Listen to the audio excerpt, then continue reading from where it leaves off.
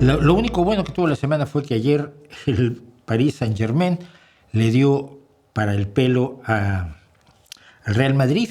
Y realmente, como decía yo, no les metió 8 porque no les dio la gana, porque se estaban reservando para la final del domingo, porque le podían haber metido 8 al Madrid, pero con toda tranquilidad, ¿no? Me da mucho gusto porque el Paris Saint-Germain lo está dirigiendo en este momento Luis Enrique, uno de los grandes extremos del fútbol español y uno de los mejores entrenadores que hay en la actualidad, que lo ha ganado ya absolutamente todo. Ha ganado Copas Mundiales, ha ganado Copas de la UEFA, ha ganado Champions, ha ganado campeonatos en España. Creo que ha ganado campeonatos también en Inglaterra. O sea, no me acuerdo, pero sí, Luis Enrique lo ha ganado todo. Eh, y me da muchísimo gusto que su Paris Saint Germain pues sea ahora el que está en la final con el Chelsea. Y sobre todo me da gusto porque él es un hombre que cree en el trabajo en equipo.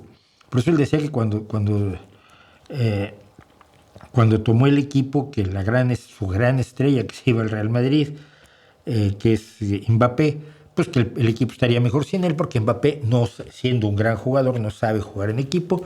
Y los verdaderamente grandes, grandes, grandes de la historia siempre saben jugar en equipo, sea Michael Jordan, sea Lionel Messi, no Leonel Messi. ¿Por qué? Porque el padre le puso el nombre por Lionel Richie, el gran cantante y compositor estadounidense, que por cierto se conocieron hace poco. Entonces, pues con esa idea que tiene del trabajo en equipo, Luis Enrique llega ahora a la final del Mundial de Clubes. Es lo único bueno, digo, que por la semana fue bastante heavy en cuestiones diversas.